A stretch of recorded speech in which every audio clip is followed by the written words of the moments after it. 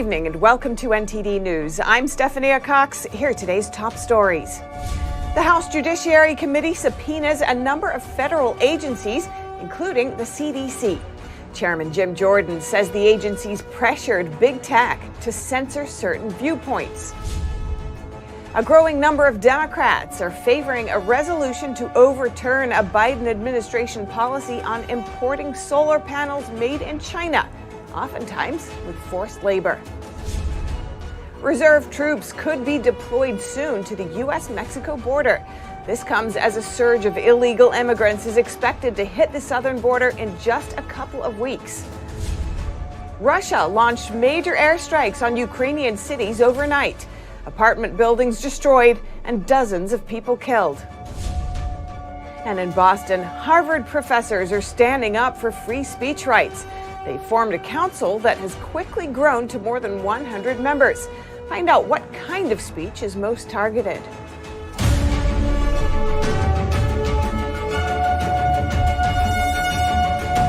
Another round of subpoenas coming out of the House Judiciary Committee. Now the committee is aiming to question the CDC over alleged censorship. Committee Chairman Jim Jordan sent the subpoenas to the CDC, the Cybersecurity and Infrastructure Security Agency, and the Global Engagement Center. Jordan says these federal agencies and big tech companies have weaponized their power to censor conservative viewpoints online. He added that the agencies failed to adequately respond to previous voluntary requests in March. The subpoena letters don't list any specific allegations the committee is investigating, but raise concern over censorship more broadly. The subpoena requests a broad range of documents and communications from the agencies by May 22nd. And another House committee probed the actions of the CDC this week. The president of the American Federation of Teachers, or AFT, is under fire for her comments during a House subcommittee's hearing on the pandemic. Earlier today, I spoke with Dr. Scott Atlas for his perspective. Dr. Atlas formerly advised the White House Coronavirus Task Force and now serves as a senior fellow at Stanford University's Hoover Institution. Let's see that now. Dr. Scott Atlas, welcome back. It's great to have you on again. Thanks for having me. Now, Randi Weingarten is facing heavy criticism for not taking responsibility for her support and advocacy of school closures during the pandemic. A number of people are demanding accountability. Do you think this criticism and these calls for accountability are warranted? Absolutely. I mean, it's really one of the most heinous abuses in modern times that the teachers and teachers' unions were influential in closing our schools, closing America's schools, not just in 2020, but in 2021 and in some cases 2022. I mean, even in 2020, just to be clear, the data was already in from more than a dozen countries: Norway, Sweden, Spain, the Netherlands, Ireland, Iceland, Switzerland, France, Australia, Germany, Greece, South Korea, and even our own CDC. Okay, young children that were healthy had a minuscule risk from COVID.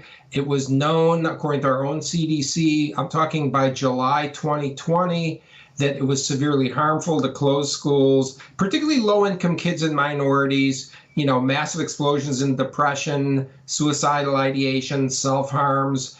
And then it was also known by the Europeans that the data was in, and in the summer of 2020, teachers did not have a higher risk than other professions. In fact, open schools were not associated with more infections to teachers or to the community. This was known, and it was denied by the teachers' unions. During Weingarten's testimony, she conceded that she had consulted with the CDC several times beginning early 2021. And she also confirmed that her proposals had been accepted by the CDC.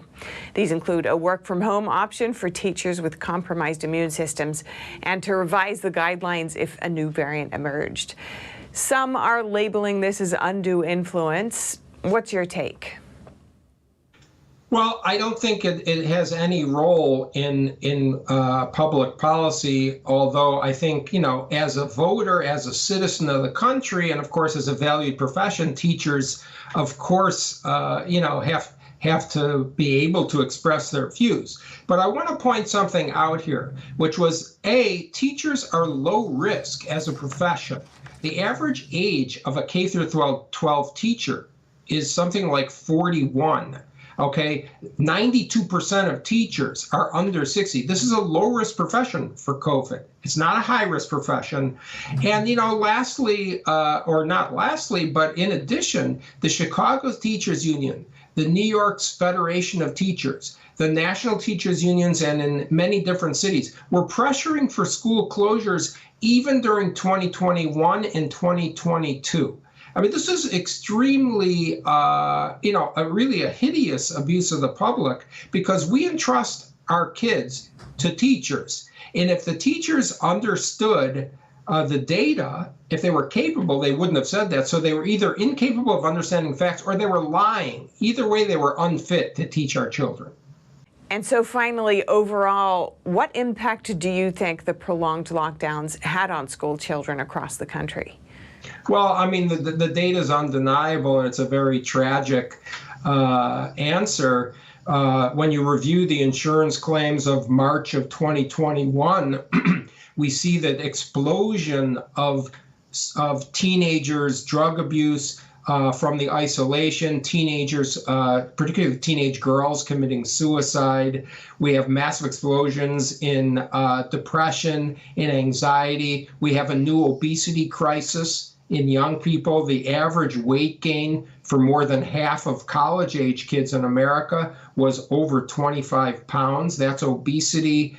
We're still dealing with that. And the sad fact is the learning losses and all of these harms were worse for minorities and poor people. I thought we were a society that cared about low-income people, kids, minorities. So we have to take a look. There's a tragic, huge hole to dig out from. But more than that, we have, as a society, we have to restore ethics and have morality back and understand that we have broken the social contract with our kids. We don't use kids as shields for adults. We're supposed to take care of our kids.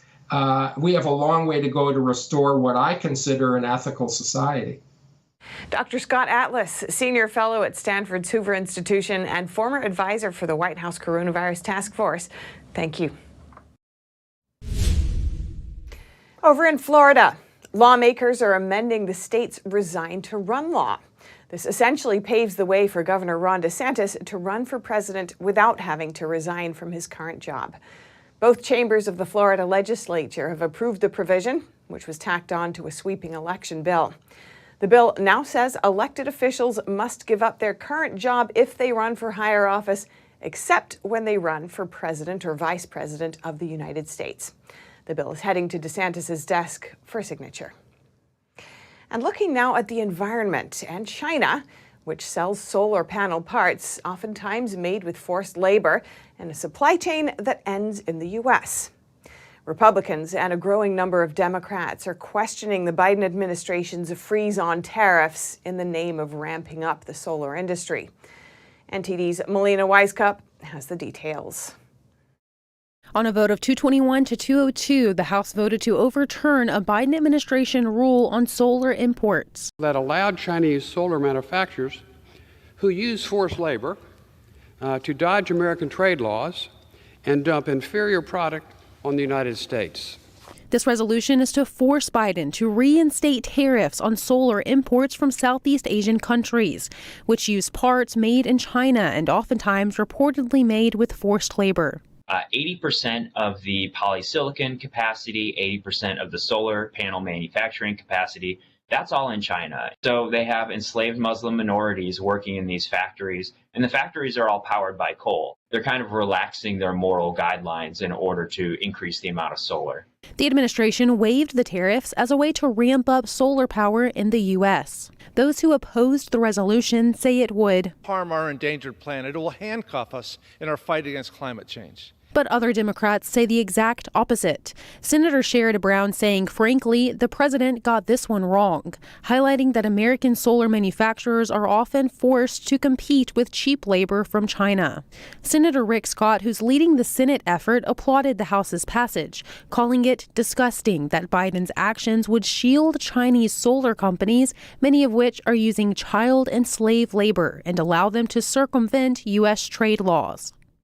There are a handful of Democrat senators who have expressed support for overturning President Biden's rule. It is expected to pass the Senate next week with bipartisan support, but President Biden says he would veto it. Under this circumstance, supporters of this resolution would need to shore up a bit more support from lawmakers, specifically 2/3 of a majority, in order to officially override President Biden's veto.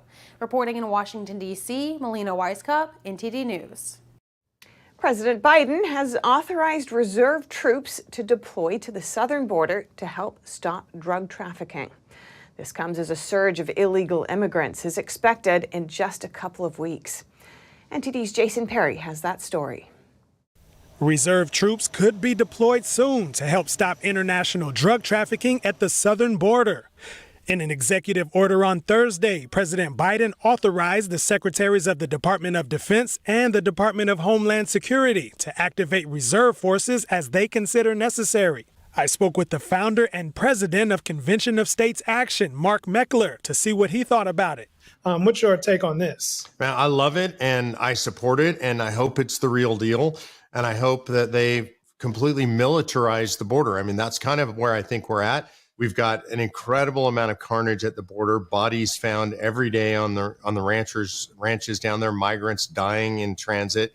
We have 70,000 people a year dying of fentanyl poisoning, one every 7 minutes. And Meckler says he expects things to get much worse after Title 42 is lifted on May 11th. Title 42 allowed Border Patrol to turn away illegal immigrants at the southern border to prevent the spread of COVID-19 and other diseases. And all we have to do is look at the numbers of folks that were repelled under Title 42. That's estimated to be about 2.5 million people. So now you have 2.5 million people that are going to have an open invitation. But on Thursday, Secretary of Homeland Security Alejandro Mayorkas said this. Let me be clear. Our border is not open and will not be open after May 11th. And Meckler responded to Mayorkas' comments. Look, I've seen the videos, I've seen the bodies, I've seen the carnage taking place on the border. So anybody who tells us it's secure, they're not only not telling the truth, but they're lying to the American people about the fact that there's now an open war going on our southern border. And he added this. And I think there's a question that we as Americans have to ask ourselves, and it's a moral question, really. How many more children am I willing to see sold into sexual slavery? Of course, my number is 0. Any moral person would say 0. Then I ask the question, how many more parents am I willing to see lose their children to fentanyl poisons? How many am I personally willing to say is the right number? And of course, my number is 0. How many more is the name of the rally Meckler will be hosting on Saturday, April 29th, in front of the state capitol building in Austin, Texas. Jason Perry, NTD News, New York. And we have more updates on the war in Ukraine. At least 25 Ukrainian residents were killed after Russia launched major airstrikes overnight.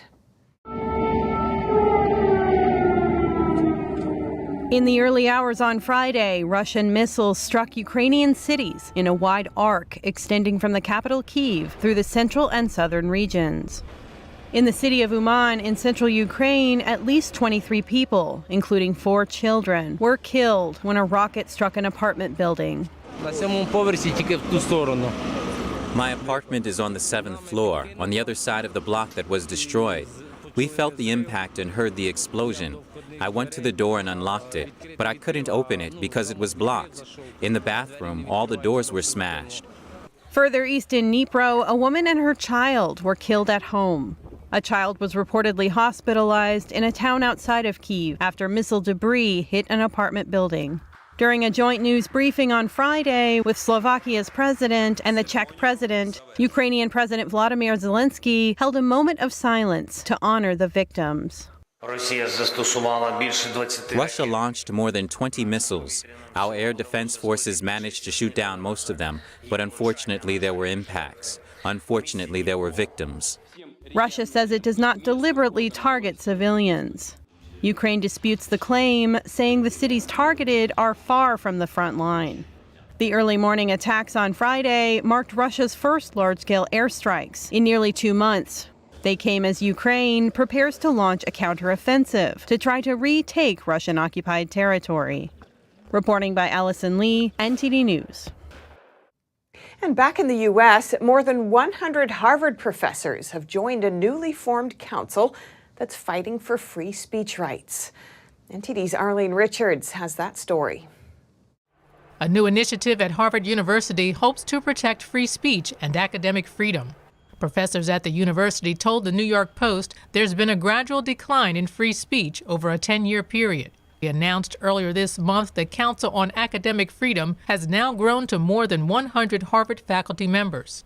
2 weeks ago, the council's co-founder, psychology professor Steven Pinker, wrote in a Boston Globe op-ed, "The embattled ideal of academic freedom is not just a matter of the individual rights of professors and students. It's baked into the mission of a university, which is to seek and share the truth."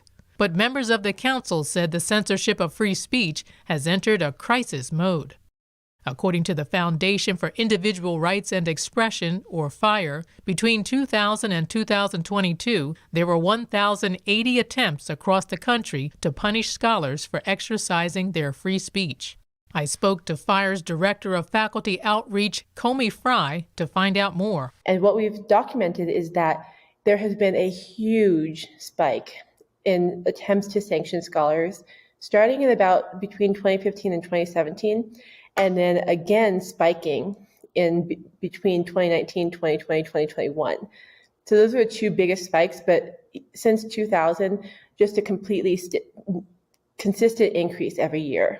She said one of the topics of speech people are overwhelmingly targeted for is race. For example, if you're on the left politically, if you're advocating for example, teaching critical race theory, teaching about ideas of like systemic racism in American society, you're more likely to be targeted by the right. And specifically at Harvard, she said, faculty are more likely to be targeted from the left. It may be that students there are a lot more progressive than they are elsewhere.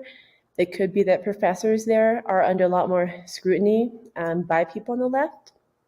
I'm not sure, but the Harvard scholars have been under fire more than scholars at any other university. She said undergraduate students are the leading source of targeting because they outnumber the faculty and because they can use social media to exert a lot of pressure in numbers. We reached out to Harvard University for comment. We haven't heard back yet. Arlene Richards, NTD News. If you have any news tips or feedback for our show, you can email us at eveningnews@ntd.com. And coming up, a new documentary film looks into what's behind the mass exodus from the Golden State. 700,000 people have moved out in the past 2 years. We talk with the film's producer. And in the WNBA, Brittany Griner opens up in her first public comments since coming back from Russia, including about why she was there in the first place. That story and more coming up.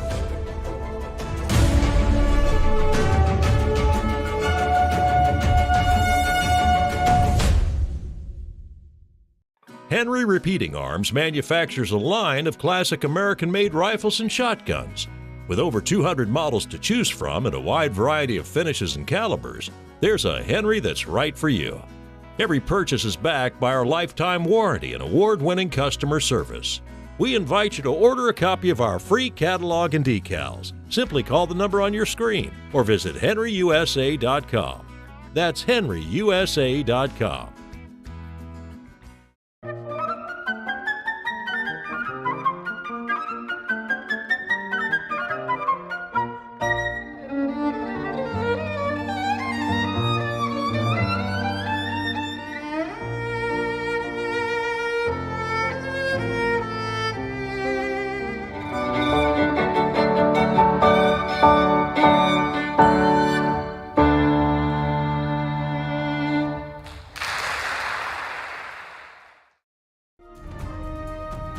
on the new episode of International Reporters Roundtable. The United Nations, the World Health Organization, the World Economic Forum. Are they benign international assemblies, or do they pose an imminent threat to every nation and every individual's sovereignty? Journalists Jordan Schachtel, James Roguski, and Alex Newman join us to discuss the danger of global governance, the Great Reset, how and why it's developed, and what we can do about it. Tune in with NTD host Stephania Cox and our guest panel, giving us a clearer picture of these global events. Saturday at 1 p.m. or Sunday at 7 p.m. Eastern Time.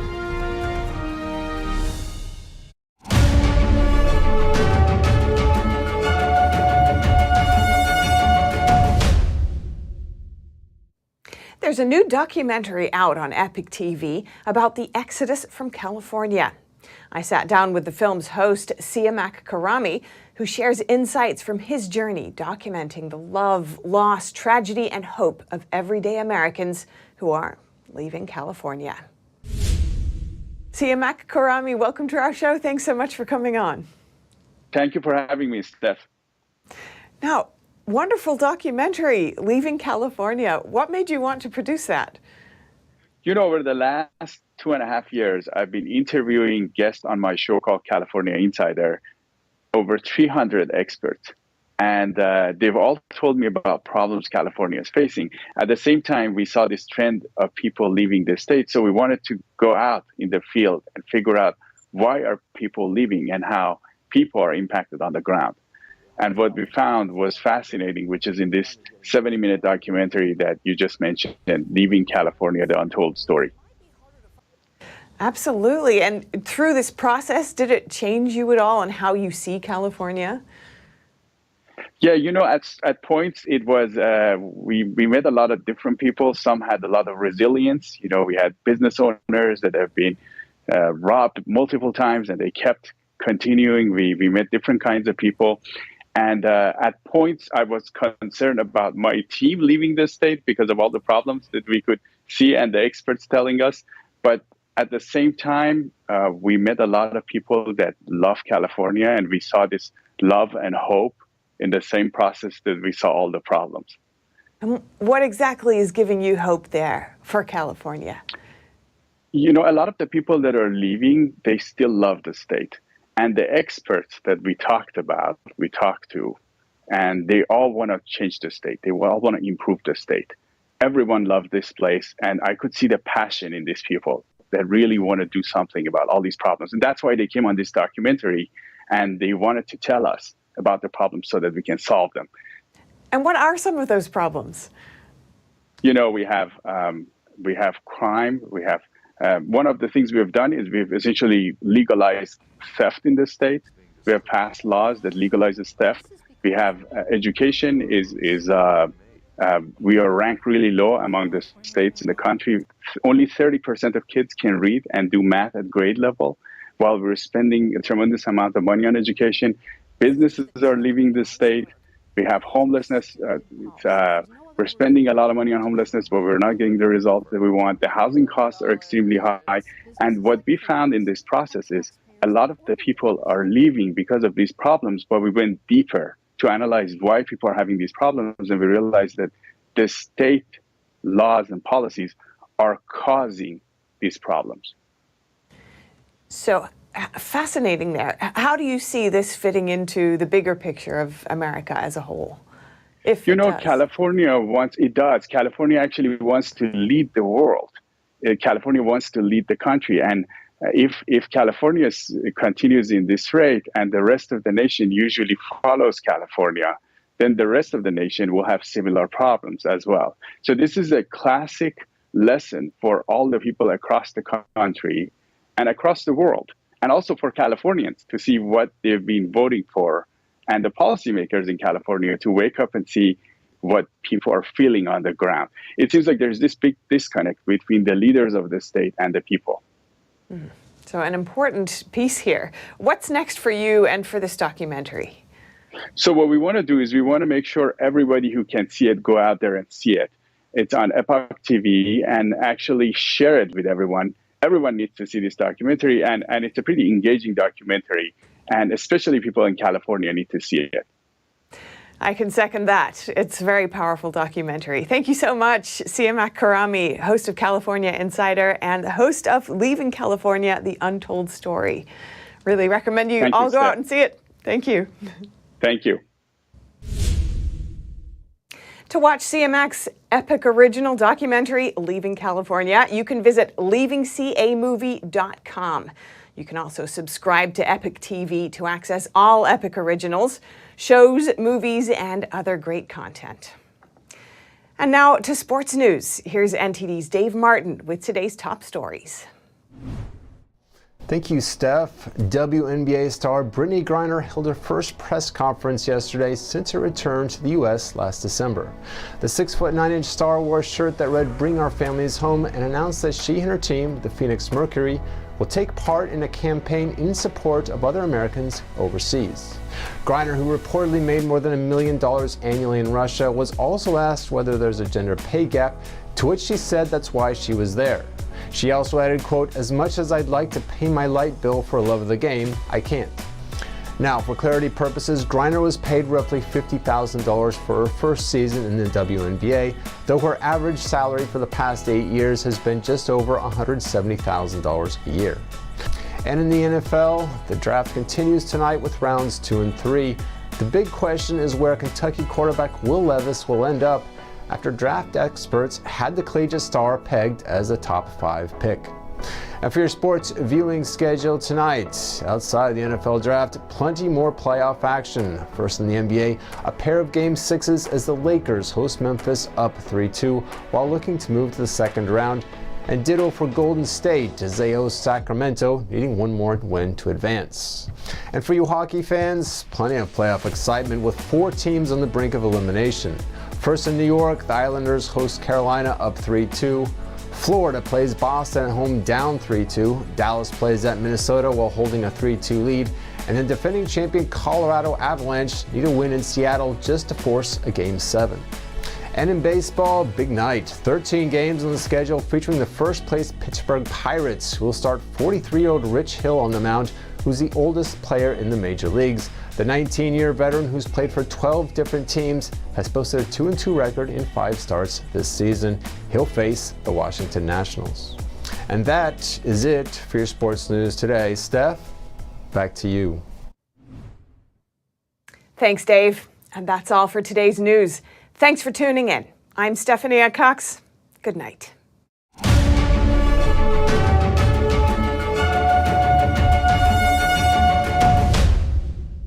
Thanks for watching us on YouTube. Did you know YouTube only keeps selective videos on its platform? So if you want to make sure you get the full picture, just subscribe to our newsletter. Go to newsletter.ntd.com and sign up. It's free.